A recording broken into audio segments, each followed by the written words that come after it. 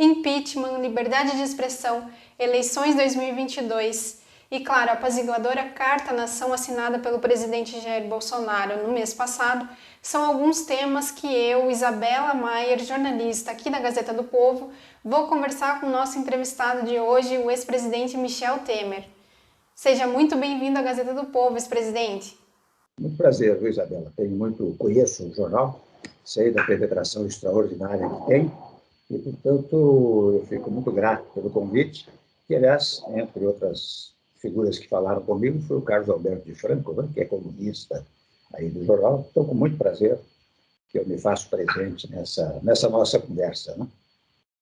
Tá certo, presidente. Eu gostaria de começar a nossa conversa falando sobre o assunto que trouxe o senhor para as manchetes, né, nesses últimos dias aí, que foi a assinatura, a declaração à nação do presidente Jair Bolsonaro, né, na qual ele se comprometeu em respeitar as decisões judiciais. Eu sei que o senhor já falou bastante sobre a sua participação nessa declaração, né, mas eu queria que o senhor contasse também para os assinantes da Gazeta do Povo qual foi o seu envolvimento ali, né, qual foi a sua participação, quem contatou quem, em primeiro lugar, e quais foram as consequências que o senhor observou aí depois né, dessa publicação dessa carta. Sucedeu o 7 de setembro, muitas pessoas me procuraram, telefonaram, dizendo o seguinte: olha, Temer, você é ex-presidente da República, tem sempre uma palavra moderada, hoje ninguém se entende com ninguém, as instituições não se entendem, você deveria ajudar nisso. Eu confesso que eu ouvi aquilo, mas não sabia exatamente o que fazer. E passa sexta, sábado, domingo, segunda, terça, 7 de setembro, houve aquela reunião de muita gente, né, em várias partes do país. Mas quando foi na quarta-feira, dia 8, às 20 horas mais ou menos, o presidente da República me liga, né, e me pergunta o que eu achei da reunião, do povo que compareceu às ruas, né. Eu disse: olha, com toda a franqueza, se me permite muita franqueza, né, foi um grande movimento.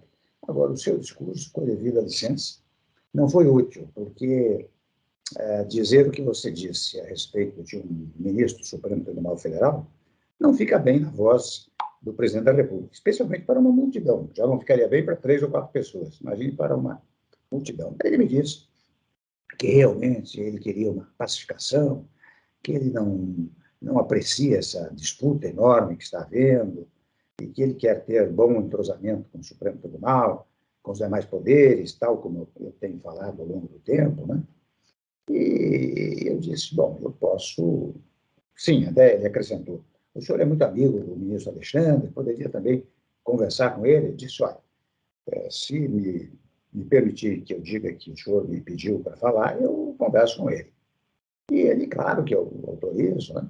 Eu conversei com o ministro Alexandre, que me disse: olha, eu não dou nenhum despacho que não seja fundado na ordem jurídica, eu não tenho nada pessoal contra ninguém.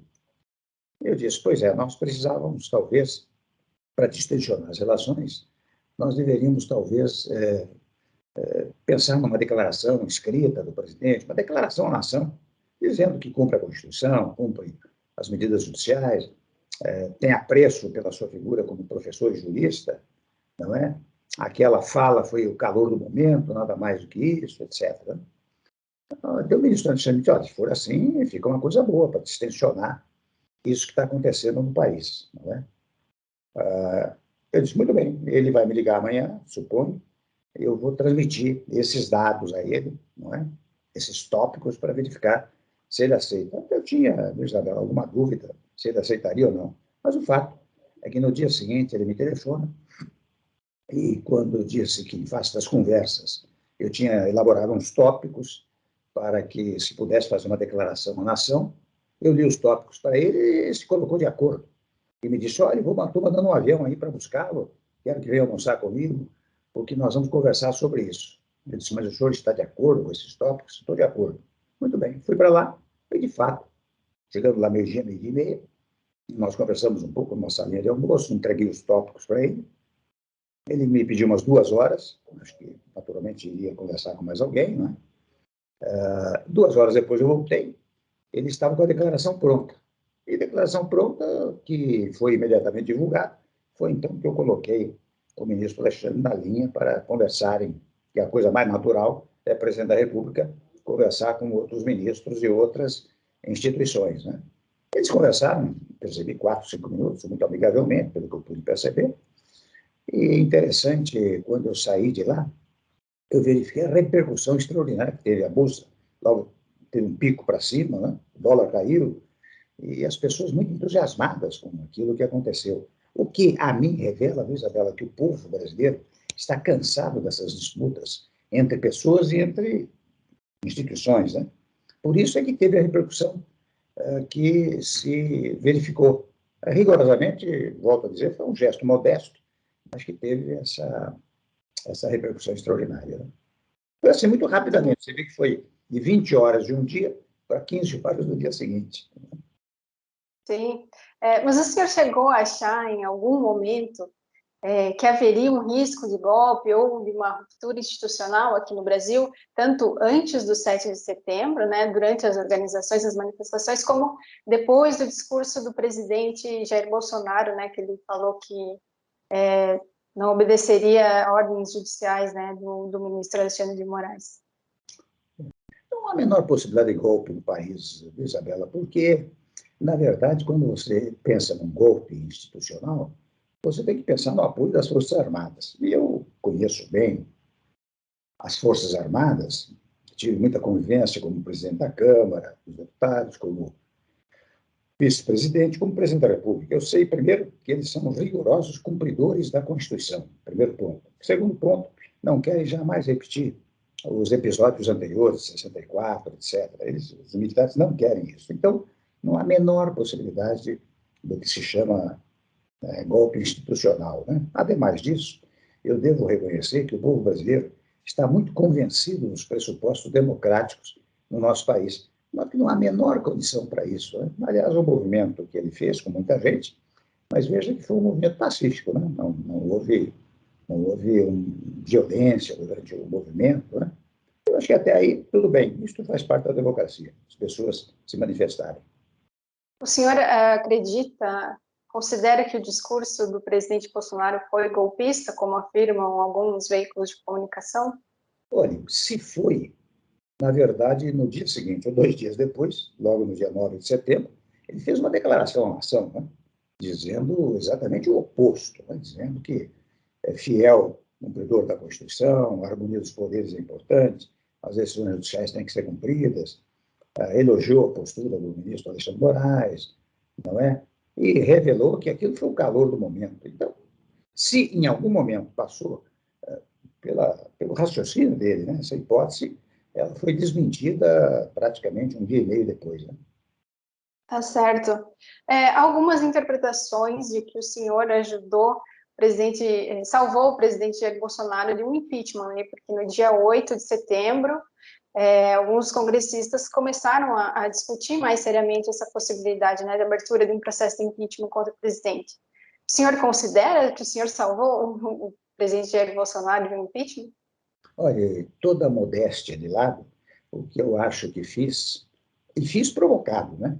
Provocado pelo telefonema dele, foi pacificar as relações entre os poderes e, em consequência, pacificar as relações no país, né? Você veja que desanuviou-se aquela coisa muito desagradável de brasileiro contra brasileiro, né? Pelo menos naquele momento, né? Esse é o primeiro ponto. O segundo ponto, você veja que, a partir daí, ele passou amenizou o discurso, digamos assim, né? Um dia, 2, 3 dias depois até, ele fez uma solenidade no Palácio Planalto e disse que Executivo, Legislativo e Judiciário formam um só corpo e, portanto, governam juntos. É um passo extraordinário. Depois, na própria entrevista que deu à revista Veja, dias depois, também um tom muito mais ameno, né? Então, o que eu fiz, na verdade, foi isso. Não tive nenhuma preocupação, ou melhor dizendo, não me passou pela cabeça se eu ia salvá-lo do impeachment, não. Até porque, devo até registrar, o impeachment, você sabe que é um julgamento político, não é um julgamento jurisdicional. Portanto, é pautado pela ideia da conveniência e oportunidade. Então, vou dizer a você, vamos supor que hoje se inaugurasse, hoje é outubro, né? Se inaugurasse um processo de impedimento. Você tem outubro, novembro, dezembro, janeiro, fevereiro, praticamente para tudo. Retoma-se em março, abril, maio, junho, porque um procedimento de impeachment, ele leva 8, 9 meses para ser concluído. Imagine você, durante o pleito eleitoral, um pedido de impedimento com seguidores que ele tem, convenhamos, radicais, enfim, entusiasmados bastante, né? Eles poderiam criar um problema no país extraordinário. Eu, portanto, não vejo razão para o impedimento nesse momento. Mas não foi este o objetivo. Nós temos aqui para as eleições, e lá nas eleições, o povo, que é quem tem poder, vai dizer quem é que quer quem quer eleger para governar o país. Não, pela minha cabeça, não passou minimamente essa coisa do impeachment. Tá certo. E o senhor poderia explicar qual é a sua relação com o governo Bolsonaro? Se esse foi um episódio isolado ou tem alguma outra proximidade assim, entre o senhor e o presidente? Uma relação formal. Você sabe que eu não tenho nenhuma intimidade com o presidente Bolsonaro. Nenhuma, zero. Nós fomos colegas muito tempo na Câmara dos Deputados, né? Quando eu fui 3 vezes presidente daquela casa, né? Mas não tínhamos contato. Eu confesso que só tive contato com ele quando ele, eleito, eu, presidente da República, foi me visitar, logo depois das eleições, e a partir daí fizemos a transição do meu governo para o governo dele. Depois falamos mais uma ou duas, 3 vezes pelo telefone, mas muito rapidamente, e finalmente, agora no dia 8 de setembro. Mas eu não tenho nenhuma relação de proximidade, de intimidade com o presidente Bolsonaro. Né? Quando eu sou chamado, é evidente que eu não me omito, especialmente se é para ganhar, ou dar, ou colaborar com uma certa tranquilidade no país. Mas essa foi a primeira vez que o senhor foi chamado pelo presidente Jair Bolsonaro? Digamos, chamado, convidado para ir lá a primeira vez. Antes, meses, muitos meses antes, eu falei umas 2 ou 3 vezes pelo telefone com ele também, sobre assuntos do país, assuntos governativos, né? Nada mais do que isso. Tá certo. Presidente, a gente está vendo várias manifestações aí, né, no último mês e também já no último sábado.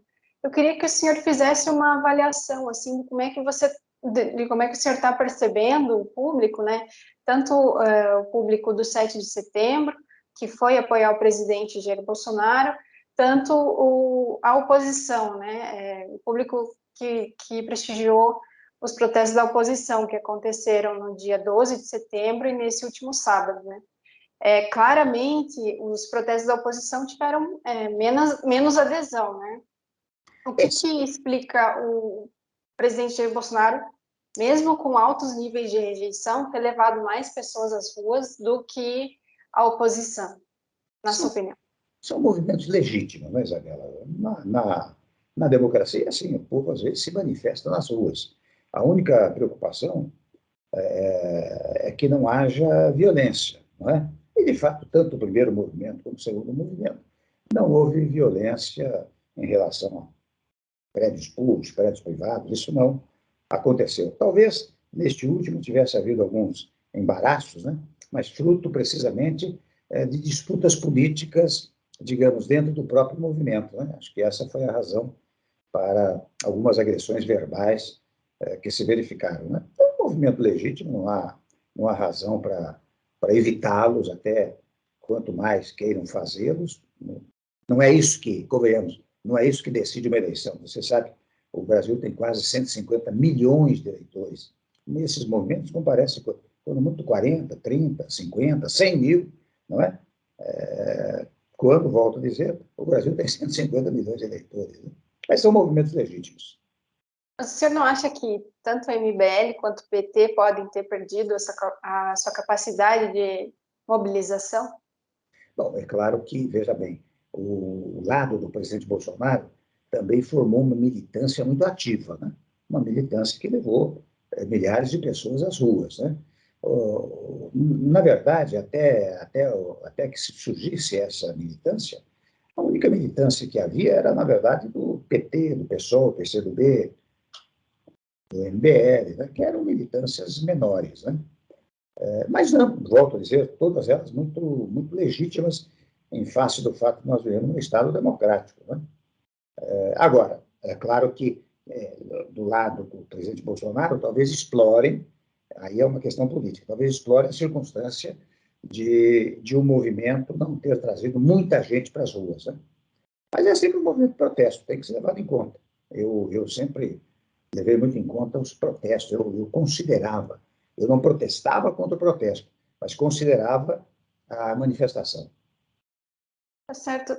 Presidente, eu quero mudar um pouquinho de tema, um pouco, para a gente falar sobre eleições de 2022, que é um assunto, né? Falta um ano ainda para as eleições, mas é um assunto que está na cabeça aí de todo mundo já. Na semana passada foi dito na imprensa que o senhor foi vetado de um encontro entre os ex-ministros Sérgio Moro, Henrique Mandetta e também com o presidenciável João Dória. E do seu lado, né, segundo a imprensa, disseram que o senhor não participaria do encontro nem se fosse convidado. Eu queria saber do senhor se isso é verdade mesmo, se o senhor não participaria do encontro se convidado, e também queria saber por quê. Eu nem soube desse jantar, não é? Eu soube depois, no dia seguinte, ou 2 dias depois, que alguém publicou notinha, né? Consideraram a hipótese de chamar o Temer, mas depois acharam mais conveniente não chamá-lo. Eu confesso, Luiz, que eu tenho minha agenda própria, e minha agenda sempre é para somar, nunca para dividir. Não é? Portanto, todo movimento divisionista, eu não participo. Não é? Você veja que naquele episódio do dia 8, não é? No dia 9 de setembro, foi para somar, não foi para dividir. Então, por isso que eu disse, alguém me perguntou, eu disse, se o senhor fosse convidado? Olha, eu acho que não iria, porque eu não quero participar de coisas divisionistas. O que puder somar, eu participo. Aquilo que é para dividir, eu não participo. Por que o senhor considera esse encontro divisionista? Então, você veja que mesmo na soma da chamada terceira via, né, há divisões, não é? Eu até, muitas vezes, eu penso o seguinte, há 3, 4 meses atrás, eu imaginava que os partidos todos lançariam pré-candidatos e, ao final, decidiriam por uma única candidatura. Mas hoje eu estou vendo, em face das divisões existentes, que os pré-candidatos estão se transformando em candidatos definitivos, né? Então, o que vai acontecer nessa chamada terceira via é uma atomização dos votos. E isto, na verdade, vai manter a polarização, né, existente nos dias atuais. Por isso que eu acho que não convém incentivar divisões nesse movimento. Quando houver uma unidade do movimento, muito bem, acho que todos podem participar. Entendi.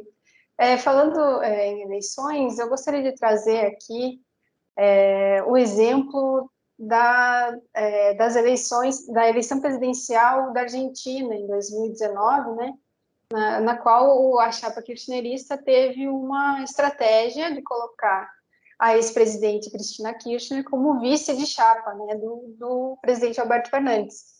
E isso parece que deu certo para eles, né, funcionou, porque a Cristina Kirchner tinha uma rejeição muito grande. E eu queria saber se o senhor vê isso como uma possibilidade aqui no Brasil, se o senhor vê isso acontecendo aqui no Brasil também, esse tipo de estratégia. Por exemplo, Jair Bolsonaro sair de vice de alguém, ou Lula sair de vice de alguém. Eu não sei dizer, viu, Isabela, com muita franqueza, é preciso dar tempo ao tempo. Você mesmo disse, né, adequadamente, que nós estamos a um ano das eleições. E você sabe que em política, muitas vezes as coisas mudam de um dia para o outro. Imagine um ano inteiro o que vai acontecer. Fica difícil saber se haverá uma repetição daquilo que aconteceu na Argentina ou não. Hoje em dia é muito difícil fazer uma avaliação definitiva sobre isso. Talvez quando for maio do ano que vem, né? Aí talvez dê para fazer essa avaliação. Tá certo. Pensando também no cenário eleitoral, qual é o principal problema que o senhor vê que o presidente Jair Bolsonaro está enfrentando agora? É a economia, a questão econômica, ou é o ex-presidente Lula? Economia e pandemia, né? Acho que até eu devo dizer, e tenho pregado sempre, que 2021 deveria ser dedicado ao combate à pandemia e à recuperação da economia. Né? Esse é o ponto central que o governo deve levar adiante. Eu acho que no momento não, porque não é ainda, digamos assim, uma outra candidatura presidencial, porque eu volto a dizer que nós estamos muito distantes da eleição, né?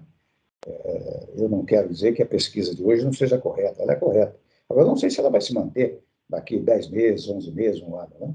Então, acho que hoje é combate à pandemia e recuperação da economia. 2021 é para isso. Tá certo. O presidente Jair Bolsonaro também pode vir a enfrentar outros problemas, né? Uma coisa que se menciona aí na imprensa é a possibilidade de o STF ou o Tribunal Superior Eleitoral tornar o presidente inelegível para as eleições ano que vem. O senhor vê isso acontecendo? Não consigo ver isso por uma razão muito objetiva, viu, Isabela? Eu sou da área jurídica, eu não conheço o que está nos autos, né? Então fica difícil. Aí seria um palpite irresponsável, né? Eu não tenho condições de fazer uma avaliação dessa natureza, só mesmo conhecendo o processo, conhecendo os autos, né? Tá certo. Para fechar o assunto de eleições, eu gostaria de saber do senhor o que a gente pode esperar do senhor nas eleições de 2022, uma participação mais ativa, talvez até como candidato, ou uma atuação mais nos bastidores. Não, isso não está no meu horizonte, não. Você sabe o que se pode esperar de mim? É aquilo que coerentemente eu fiz ao longo da vida. É pregar o respeito absoluto à Constituição, coisa que muitas vezes as pessoas ignoram nos dias atuais, e também a pacificação dos nossos brasileiros. Você verifica, Isabela, que hoje, muitas vezes, você não tem você tem brasileiro contra brasileiro, até às vezes em famílias. Ouve contar umas histórias de que não pode fazer um jantar em família, porque pode dar confusão. Né? E isso não é típico do brasileiro. Né? O brasileiro sempre foi muito solidário, muito pacifista. Não significa que ele não possa ter, não, deva haver divergências programáticas, administrativas, eleitorais, até ideológicas. O que não se pode é fazer o que se fez nos últimos anos, é pregar a divisão dos brasileiros. Então, pode contar comigo para, quando chamado, né, eu trabalharia pela pacificação do país, por uma razão muito singela, porque a Constituição determina esta solidariedade entre os brasileiros e a harmonia entre os poderes. Portanto, cumprimento rigoroso do texto constitucional. Tá certo, então, presidente, eu gostaria de mudar de novo um pouquinho o assunto, para a gente falar sobre liberdade de expressão, que é um tema muito caro aqui na Gazeta do Povo, né? Existe muita preocupação em torno das fake news, né? E, com toda certeza, esse assunto vai estar em discussão no ano que vem, principalmente por causa das eleições, né? Sem deixar de lado essa consideração, o que o senhor acha da aplicação de alguns limites para evitar a propagação do fake news? A gente tem aí algumas propostas de lei que estão sendo discutidas aí para até criminalizar a divulgação e compartilhamento de fatos inverídicos, né, como o Código Civil, o Código Eleitoral, que está em debate no Senado hoje. Eu queria saber o que o senhor acha a respeito dessas limitações.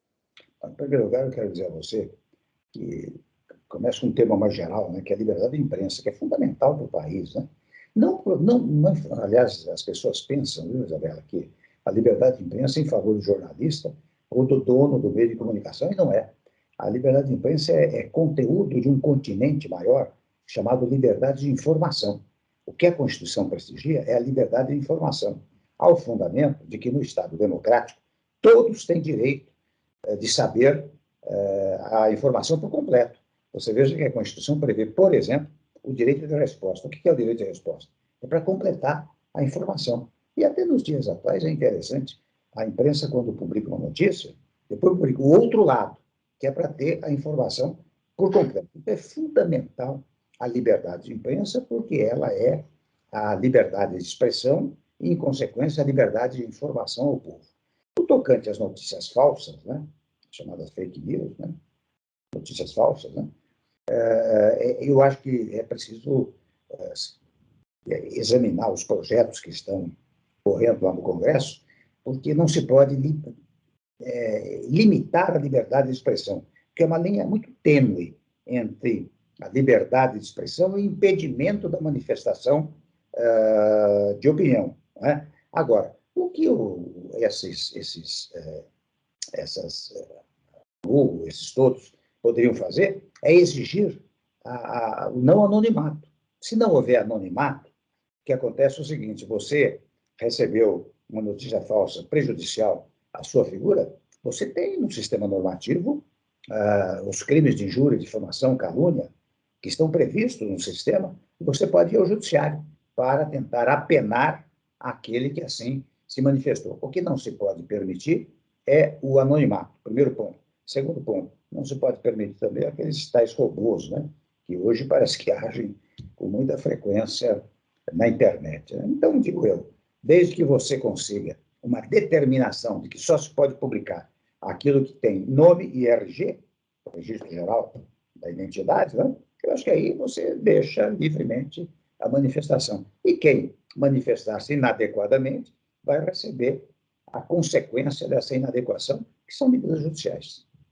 Sim, até porque se a gente começa a limitar muito, né, quem que vai dizer o que é fake news e o que não é, né? Claro, claro. Por fim, a minha última pergunta aqui, o senhor já disse em outras entrevistas que não acredita que os ministros do STF estejam fazendo ativismo judicial, né? Porque é um poder que age quando é provocado, né? Mas o que o senhor tem a dizer, então, sobre o inquérito das fake news, por exemplo, que foi aberto pelo próprio STF? Não seria aí um exemplo de ativismo judicial? Não, pelo seguinte, Isabela, porque você sabe que uma dos fundamentos da chamada independência dos poderes é que cada poder tem competências próprias, tem regimento próprio, tem orçamento próprio, tem administração própria. Isso que é independência do poder. Ora bem, o Supremo Tribunal, o Judiciário, tem um regimento próprio do Supremo Tribunal Federal. Portanto, quando se abre o inquérito por provocação do próprio Supremo, é porque há uma autorização no sistema normativo, chamado regimento interno. Não é? Então, o que acontece é o seguinte: lá está dito, toda vez que há uma agressão à instituição ou a ministros do Supremo Tribunal Federal, é possível a abertura de ofício de um inquérito investigatório. Né? Acho que não há exagero nenhum nessa abertura de inquérito que se deu no Supremo. Tá certo. Então, presidente, essas eram as minhas perguntas.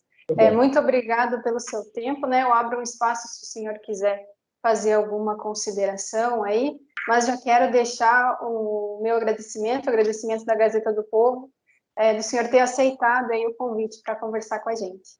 Muito obrigado a você. Só divulgue, se for possível, que o Brasil precisa muito de otimismo, porque o pessimismo é uma coisa negativa, o otimismo é uma coisa positiva. E acho que, lamentavelmente, nos últimos tempos, nós temos tido muito pessimismo no país. Isso desestimula os jovens, os adultos, desestimula o brasileiro em geral. Que a Gazeta do Povo, tal como o nome está dizendo, que é para todos, é do povo, né? Que divulgue otimismo para os brasileiros, que a capacidade de recuperação que o Brasil tem é uma coisa extraordinária. Há uma crise qualquer, logo depois ela é debelada. Portanto, o otimismo é a minha última palavra. Muito obrigado a você.